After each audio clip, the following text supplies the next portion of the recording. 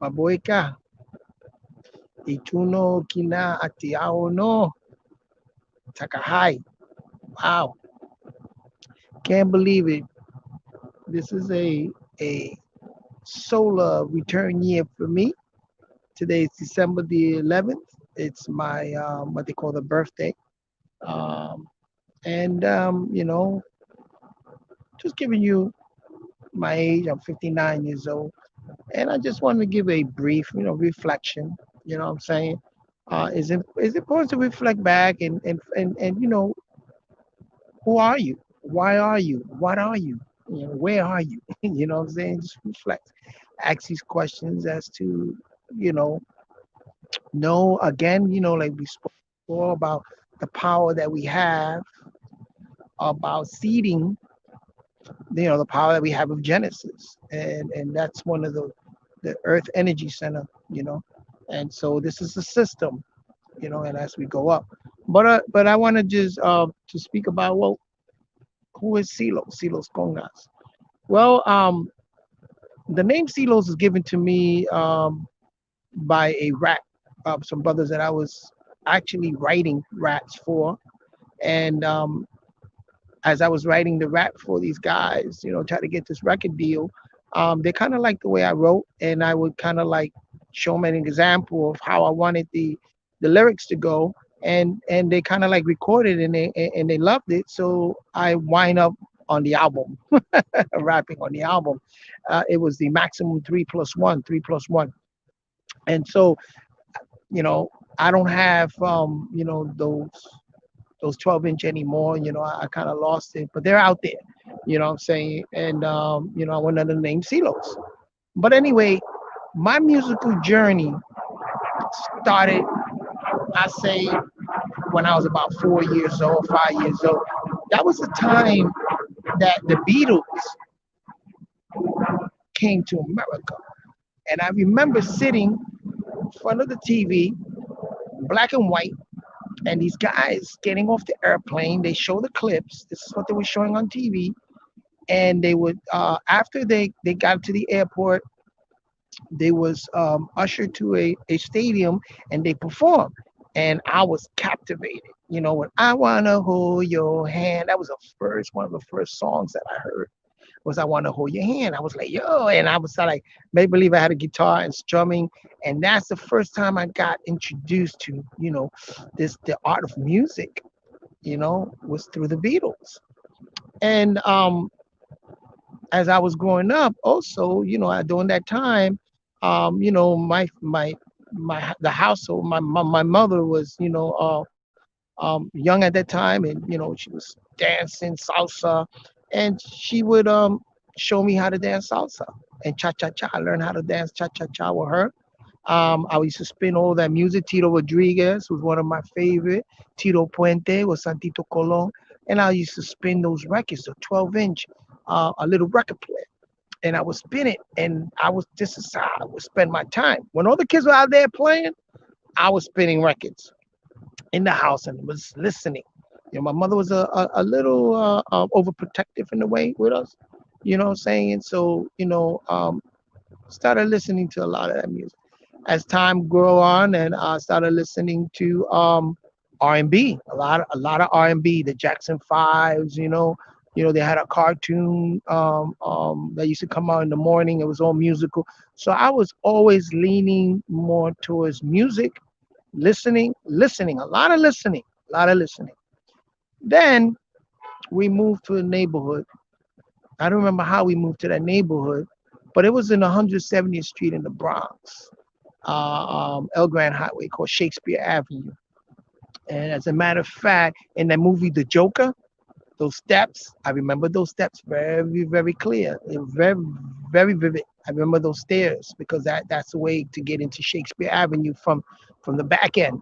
So I remember, my neighbor, the guy that lived on top of me, used to put a conga on the fire escape and play. And I was like, what is that? And I used to like peek out and see this guy name was Amaury and playing the congas. And then he would tell me meet him downstairs, help him bring the congas down. That's what I met Justo Barreto. So as I was carrying the congas down and then meeting Juti Barreto, who was didn't know back then, but later on I found out that he was a renowned composer from Cuba. The neighborhood that I lived in, heavy, a lot of Cubans, and they used to all bring out their conga drums. Every household like had conga drums.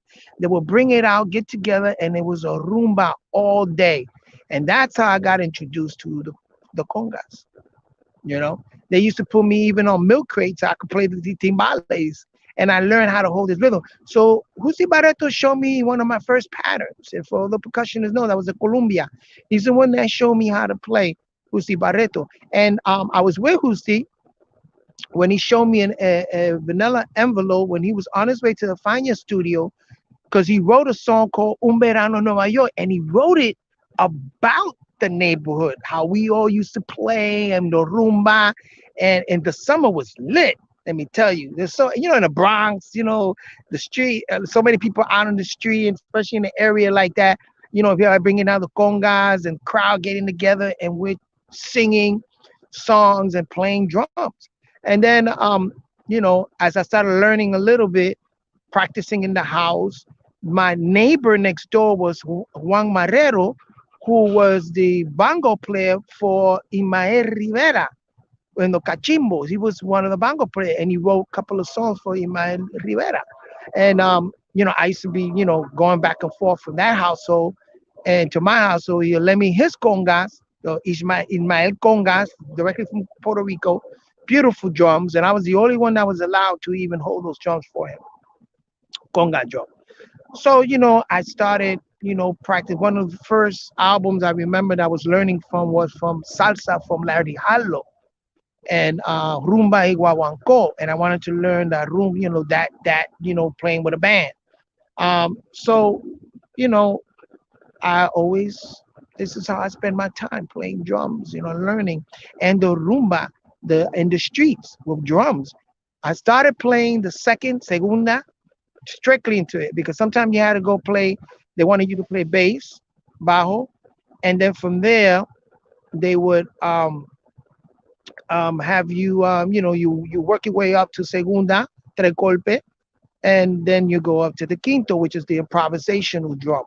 And I wanted to shoot up to the improvisational drum. I had it in me, but I kind of like fit with the second part.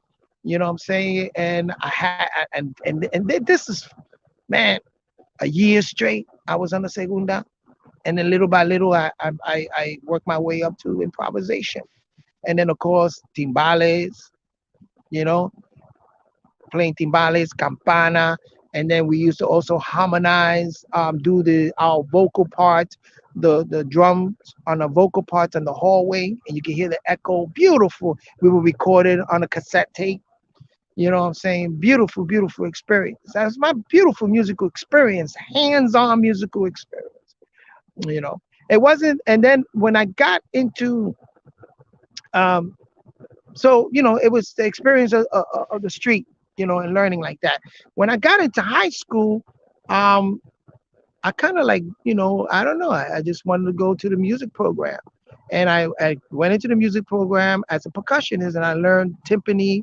I learned xylophones and marimba. And on the concert winter orchestra, I became so good. I even started to conduct the orchestra. You know what I'm saying? I had it in me, his music. So the musical director at that time, William Seltzer, was a director of the music department. Um, he and my senior year recommended me to NYU because he had another student that he recommended him to NYU and became a music teacher. So he saw the talent in me and gave me helped me get the scholarship into New York University. New York University was another experience. That's when I started playing, learning about different bands, and started to hang out with certain musicians, and with Cameo and Eddie Palmieri and Leon Groins, gospel. And that's when I met Batato. And matter of fact, I used to carry his congas. They were playing with the Jorge Dalto band. Great work. And Tito Puente and George Benson. So I started meeting a lot of these early guys. and they knew I was going to NYU, and they were kind of encouraging me, and so and so and so. But then I wanted to go into jazz, and then and, I kind of like venture off of school, even though I was sure once in a while and whatever. But then I started to play a lot, you know, certain bands, When I moved up to the north side of the Bronx is when I first met Pumpkin, a drummer who was a percussionist for In Touch, who also went to my school, high school, Evander Childs. And that's where I first met the Funky Four Plus One More in his garage. And we started, it was the first. No one never heard of hip hop. I never heard of hip hop like that. You know what I'm saying? I was from the Bronx and I knew the Ghetto Brothers and all that. I never heard of hip hop like that, the way they laid it down. So I remember that we went and Errol told me, hey, listen, these guys are excited and they want to record us. They want to take us to the studio so we record a record. I was only what 17 years old. Okay. And they said, we're going to record a record. So come to rehearsal. So I went to rehearsal and I met these guys. When they first came to it was four guys, Rodney C, Keith Keith, K Rockwell, and Jazzy Jeff. When they first came to the garage, to our rehearsal, it was strange because I thought they were musicians, like an instrument. So they had a bag. And I was like, what's your instrument? I thought it was a little tiny instrument. They pull out microphones, plugged it in, 1 2 1 2, check the mic, 1 2 1 2, and started rapping. And man, we just jammed. And that's how when they got back to Bobby Robinson, who was the husband of Sylvia Robinson before she did Sugar Hill Gang. Bobby Robinson on Enjoy Record was recording hip hop artists, and one of the first ones he recorded was a Funky Four Plus One More.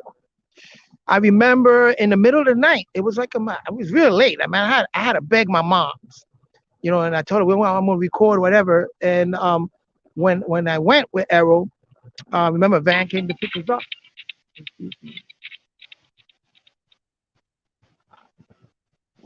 I remember that when I so they came to pick us up, and we went to 20th Century Studio. It was a studio on I think 57th Street up there in Midtown. That studio was a voiceover studio for National Lampoon, which is a comedy group. And a lot of studio, like 20th Century Studio, movie studios, what they'll do is they'll send the movie clips to these studios, and then they will do their voiceovers and do the music. So we started to do the music, this hip hop jam. So we started recording, and then sure enough, in class, Errol came and said, "Yo, a record is out," and he came to my house, presented me with two 12-inch and $250, and I was like, "What? $250 for a 17-year-old kid for less than an hour's work?"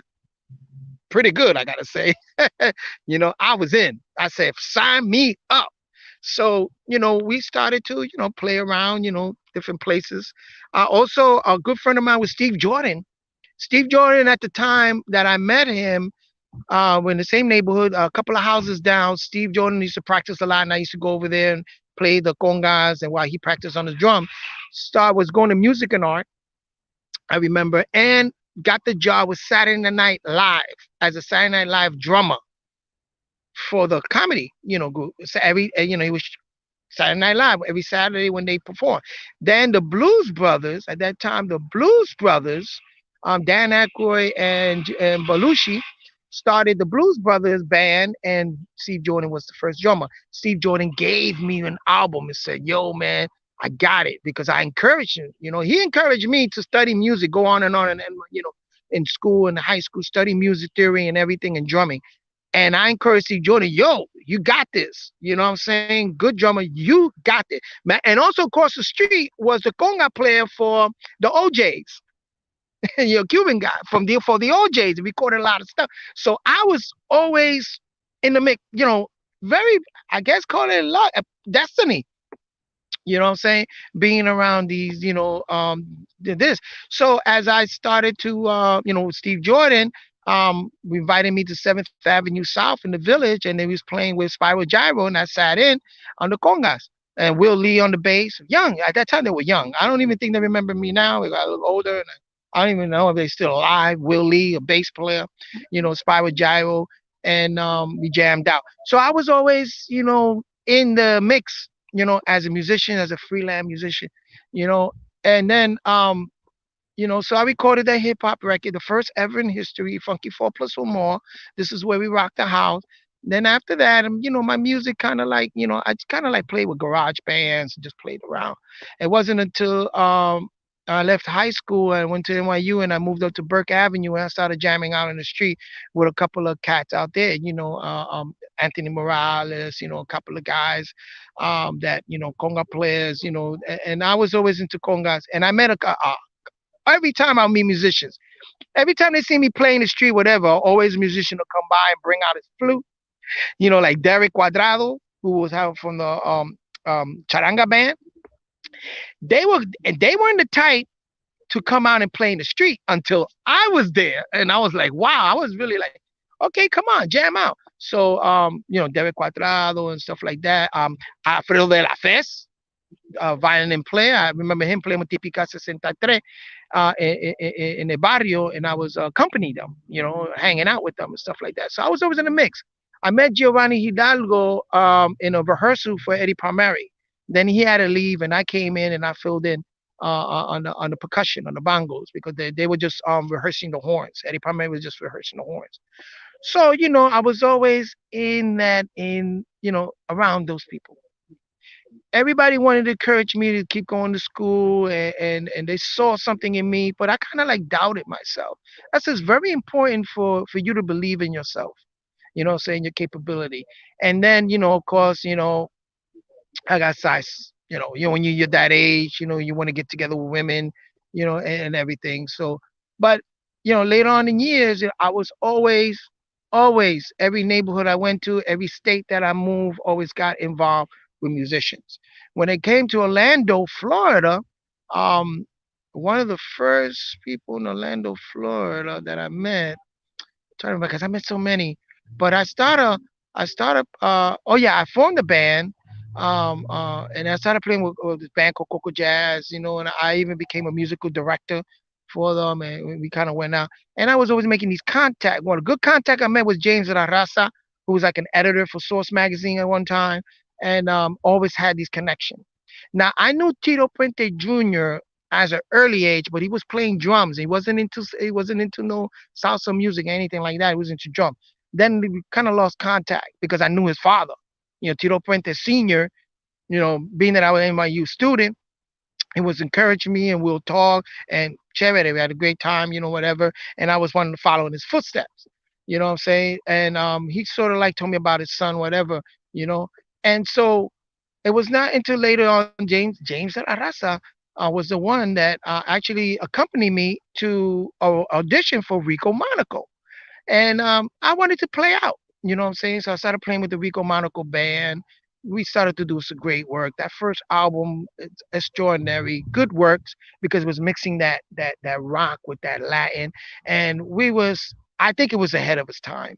To be honest with you, I think that work we did was ahead of the time, especially with Dima Sanchez. What I like about Dima Sanchez that we would exchange ideas, and he respect my ideas, and I appreciate that very much. Shout out to Dima Sanchez. So we kind of like, with Rico started to, play around. But with James Arrasa, uh, he was always in the music industry and he was always into the big things, like Sony. I got to record for Sony Latin. We wanted to start a division with Sony. And so I got to record some stuff for Sony and stuff. And then that's when I met Howie Doro from the Backstreet Boys. It was actually, I was backing up Tito Puente in a Lupus Foundation event for that Howie Doyle was doing that he did all the time, on Lupus Foundation because his sister died of lupus. So it was at Universal Studios. I was playing at Universal Studio also, percussion out in City Walk. So with Howie Doro, as I met his sister Pollyanna, and she, introduced me to her brother, and I introduced myself, and we kind of hit it off because, you know, um, I was backing up Tito Puente Jr. You know what I'm saying? And that was one of the artists that he had featured in his foundation with a concert. So I started to do work with Howie Doro and the Backstreet Boy band. Most of the guys, Backstreet Boy band already kind of like, they didn't break up, but they kind of like fell off. But the Backstreet Boy band was still together and they were doing things. I forgot the names of the guy, but we got to go and tour. We went to Argentina. And big concert in Puerto Rico, big concert, big concert. Um, and I was always playing big concerts like that. I played Madison Square Garden as a child. So I was always in that venue. But I got back into it, and playing a big concert at that time it was the Teatro de Marie Munoz, but they changed it to the Tiro Puente Amphitheater in San Juan, and then Argentina we played for the Hipico, and great, great, great concert, big, huge event. You know what I'm saying? With Rico Monaco, we got to go. I introduced Rico to Tito Puente Jr., and we all got together and we took the band out to Paris, to France. We started doing a European. That was our European tour. So we went to uh, Paris, France. It's a shame that we the managers, at that time was a kind of like scammer and shit. You know what I'm saying? But Rico wasn't having it. You're gonna have our money. We out there in Paris, and we're gonna get paid. You know what I'm saying? Big concert in Paris. I think 20,000 to 10,000, 20,000 people. The castle in the back. Big, big, huge event. Michael Stewart was there. I mean, great, great musician. But with Rico, we got also to go to Mexico and we met Sammy Hagar. Sammy Hagar loved us. We performed the first night for Sammy Bash. He had us perform this, I think the second night or the third. I mean, he just had it. He loved it. He even got on stage and sang with us. Loved it, loved it, loved it. Great, great, great man. Great artist. So he loved it. I arranged a little part for one of the songs that Van Halen did, Black and Blue. The last part was like a 6/8. That was my idea. I said let's go with the 6/8 back here, like a Santana thing, because Sammy Hagar kind of like saw Rico Monaco band us as like a Santana type of band, because of that mixture. You know what I'm saying? And Rico got a great history about all of that too. So you know, that's how, started. And then, in Orlando, Florida, one of the greatest experience I had was Gary Williams. Man, extraordinary singer, those musicians that I played with Gary Williams, extraordinary. And sometimes it would change, and every time. But him as an artist himself, man, I knew because you see, I knew hip hop, I knew R&B, and I knew this is the real deal. This is special. You know what I'm saying? So I play well, and I hope in the future, I really, that's the reason why I'm doing this whole spiritual progression, this whole spiritual enlightenment self, because now it's time to take it to the next level. We're living in a wholly new, different era, different time. So we need to take it up to the next level. Also, I forgot to mention also that I also in Brooklyn, when I got involved with the Ansar Allah community, when I was seeking my spiritual self, I started to learn about Sufism and went to the temple and even lived there up there in Bushwick. I met, Dr. York. Dr. York was also a singer, backup singer for Marvin Gaye, people with the Ladies' Choice and Marvin Gaye. He was a backup singer. He showed me pictures of him with the stylistics, picture with the Delphonic, and you could hear his voice. He had a unique voice. You could hear it in the background. He did a lot of freelance vocal work for a lot of these groups, stylistics, Nancy Wilson. I mean, you name it. Even that his own group Passion opened up for a lot of these groups. Great musicians there. I used to rehearse a lot when he used to rehearse under the tent, So and he always knew it. The man had a way of looking at people and knowing their talent. So he always was like, you a musician. You got talent, boy. You better get. He always trying to push me, but I was low key. I was more interested in learning the Quran. I was in Sufism and spiritual stuff. You know what I'm saying? That's the other side of me. And as later on, you learn to balance your talent with the enlightenment self, and that's what's happening now. That's very, very important. You know.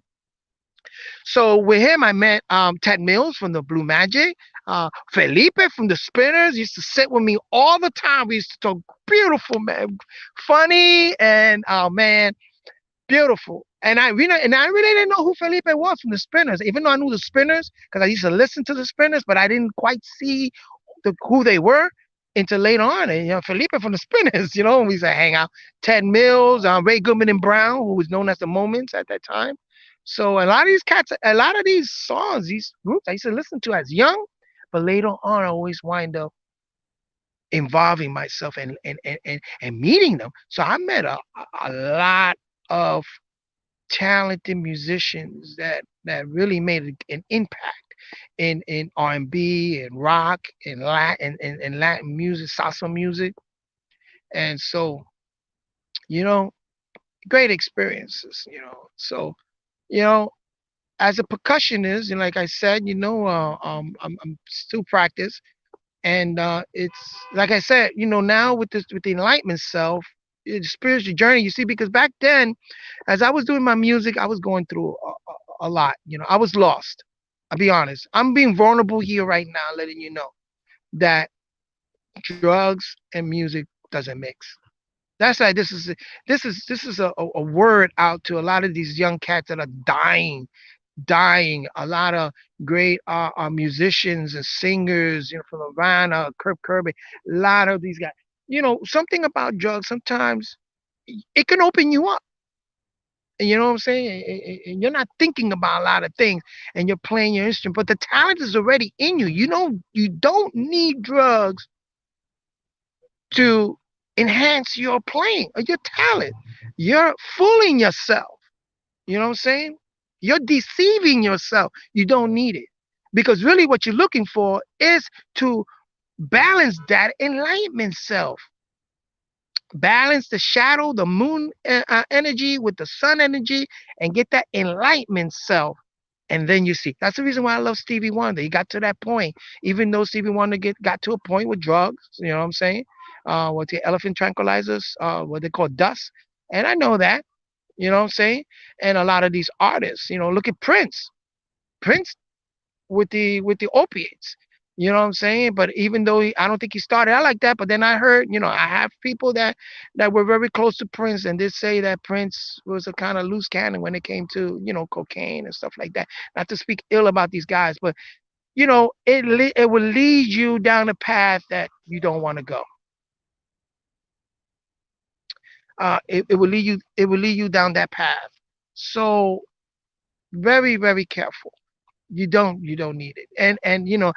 And another thing is when I got to Niagara Falls, I got to play with some interesting. Again, always wind up. Tim Andrews.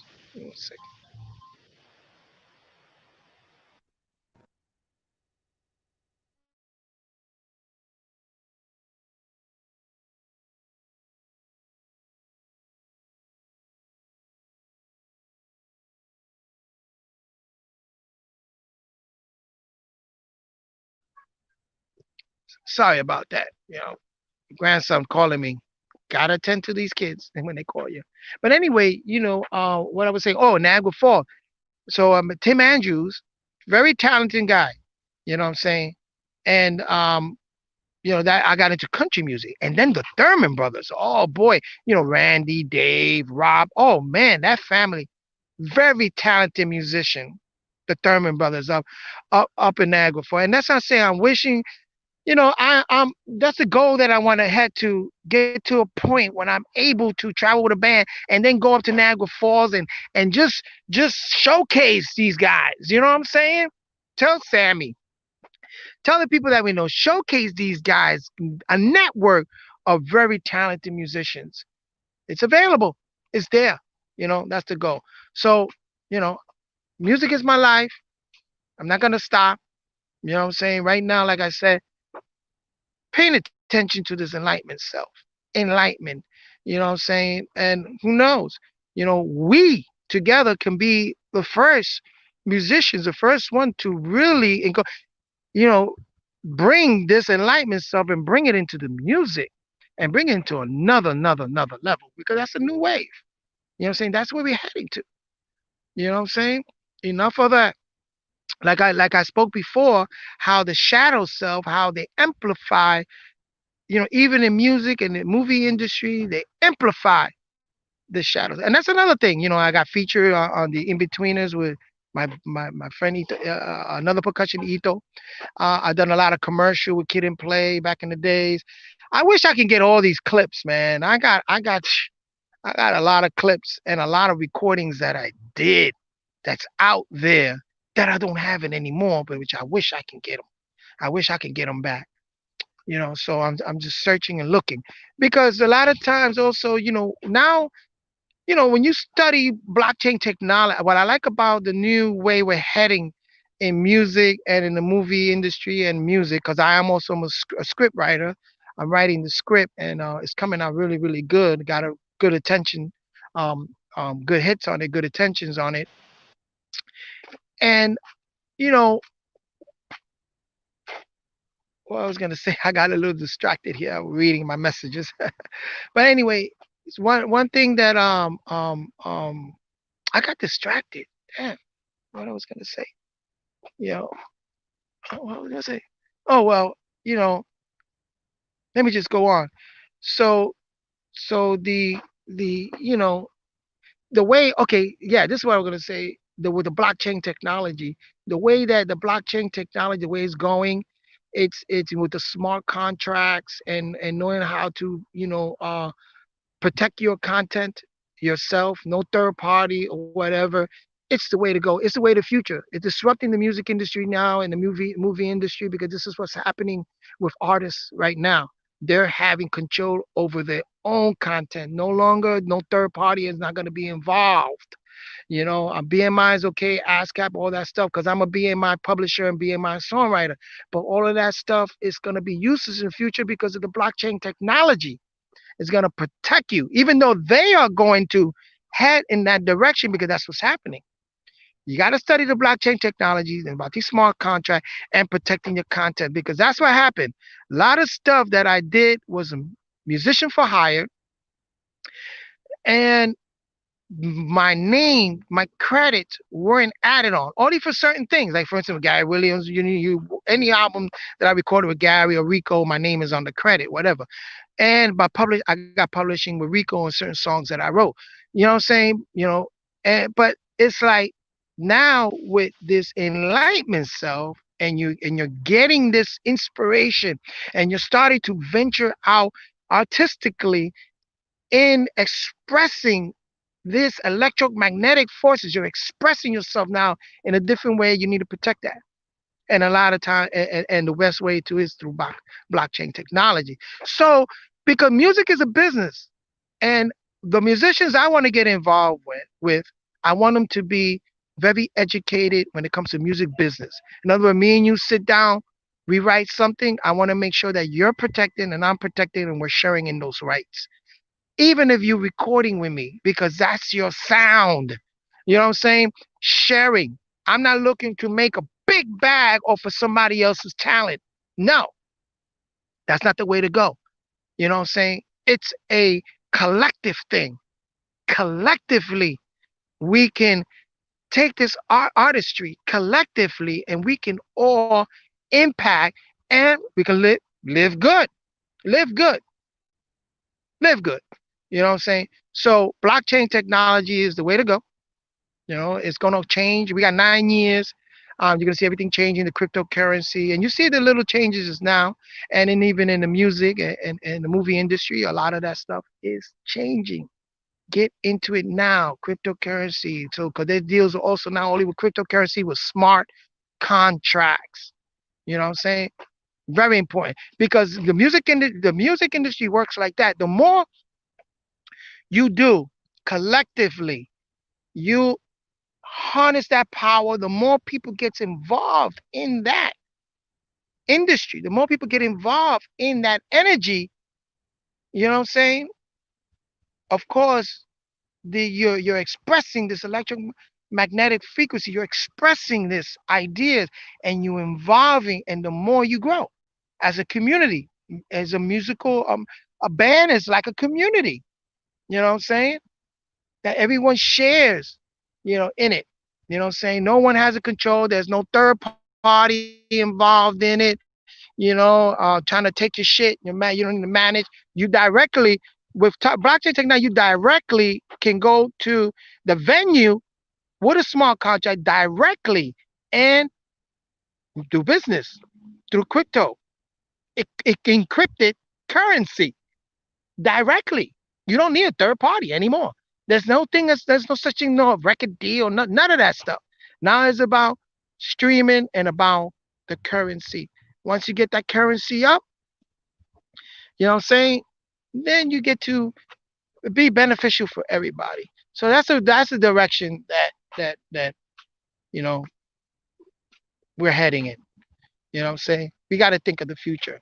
The future of music, the future of artistry, music and movie and arts is changing. And other venues too, but I'm just speaking about that. You know what I'm saying? It's changing. So we need to educate ourselves. We need to re-educate ourselves. And that's the power that we had to see again and the renewal, the roots, right?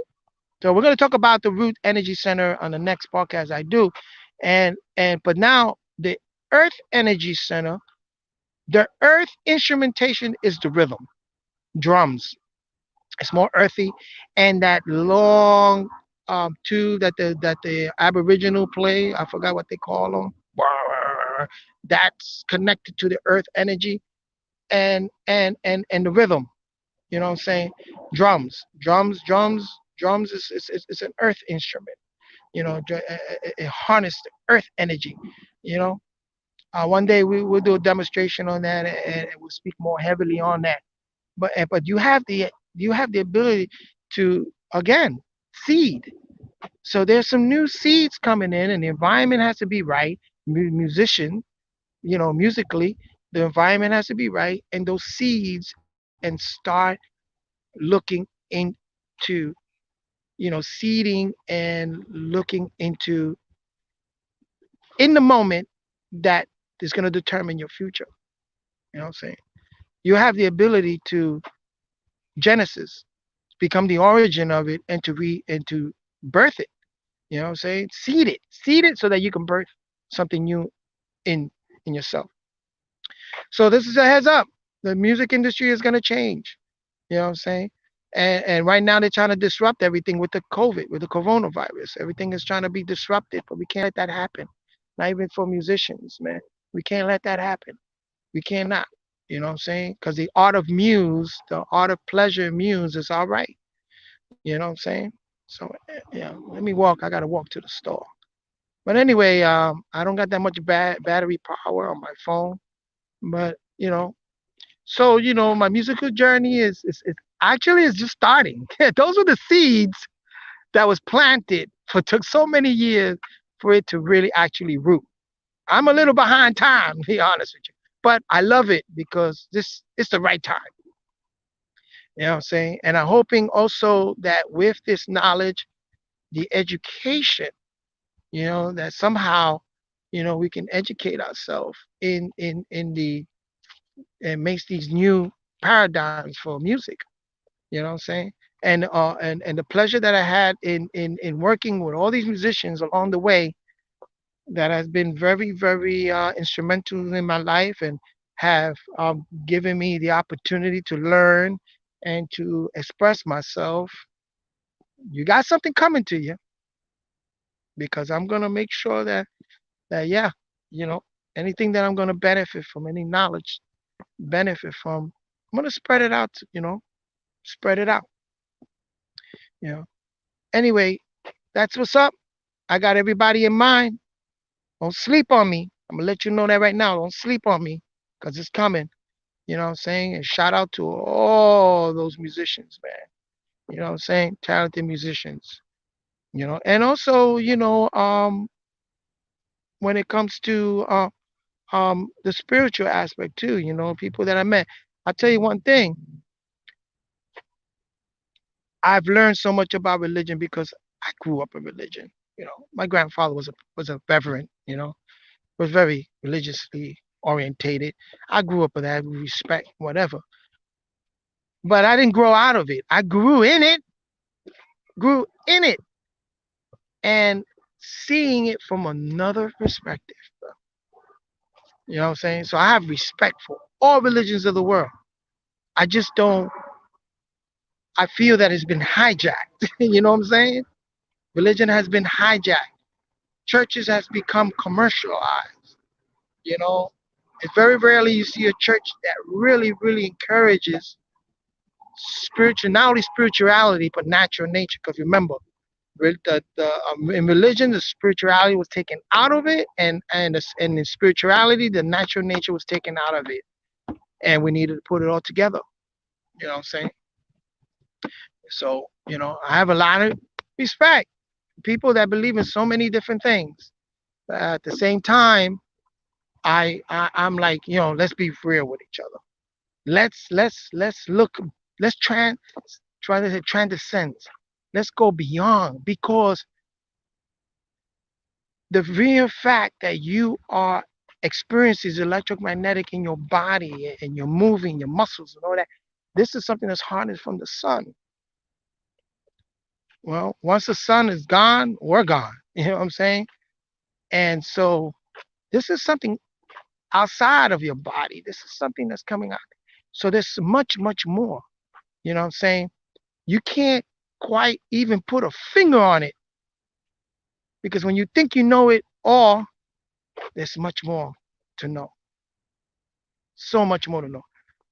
So there are people out here that think that because they might say, oh, Jesus, and this, and that, they think they know it all, and that's all they need to know.